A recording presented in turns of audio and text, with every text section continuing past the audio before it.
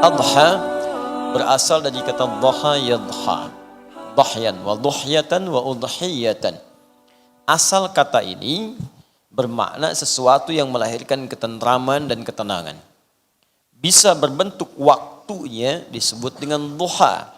Karena itu duha, kenapa disebut dengan duha? Karena di waktu ini kita merasakan keadaan tentram dan tenang saat cahaya matahari naik sepenggalah. Ukuran satu tombak itu awal naiknya disebut dengan syuruk. Karena itu awal duha disebut dengan syuruk. Naik sampai kemudian 2 tombak kita rasakan ketentramannya, nikmatnya cahayanya. Bahkan dari sisi kesehatan pun mengandung unsur vitamin yang sangat bagus. Vitamin D di situ didapatkan. Kemudian dari kata ini juga muncul kata udhiyah. Tadi yang belum kita uraikan karena sempat mau saya akhirkan untuk membahas ke hukum kurban. Apa itu udhiyah? Orang Arab menyebut udhiyah ketika menyembelih hewan yang disembelih di waktu duha. Karena itu nanti saat kurban berlangsung, kenapa disebut salah satunya dengan adha? Ingin memberikan pesan pada makna yang kedua dari kata udhiyah. Ini duha sudah kita bahas. Kemudian ada kata udhiyah, menyembelih hewan, udhiyah, yang berlangsung di waktu duha. Jadi kalau nanti pas masuk Idul Adha, hukumnya agak beda dengan Idul Fitri.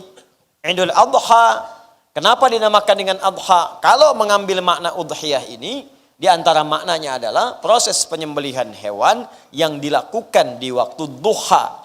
Di awal penyembelihannya berlangsung di duha. Jadi kalau nanti kita ingin tunaikan sholatnya Idul Adha, maka lakukan lebih awal. Kalau Idul Fitri bisa sedikit diakhirkan. Ya, Idul Adha matahari naik 1 tombak. Idul Fitri 2 tombak. Di Idul Adha saat masuk syuruk, di situ dikerjakan sholat lebih awal. Jadi kalau sekarang syuruk jam 6:03, ya jam 6 paling lambat 6:10, 6:04 sudah sholat. Idul Fitri 6:30 silakan, matahari naik 2 tombak. Kenapa? Karena saat awal Idul Fitri itu orang makan dulu. Karena itu disebut dengan fitir dari kata futur, makan, untuk menunjukkan Ramadan telah berakhir. Sekarang waktunya makan. Karena itu hukum orang puasa haram hukumnya. Idul Adha beda, sebelum berangkat kalau bisa jangan dulu makan. Nanti sunnahnya pulang dari sana atau di pertengahan selesai sholat baru makan.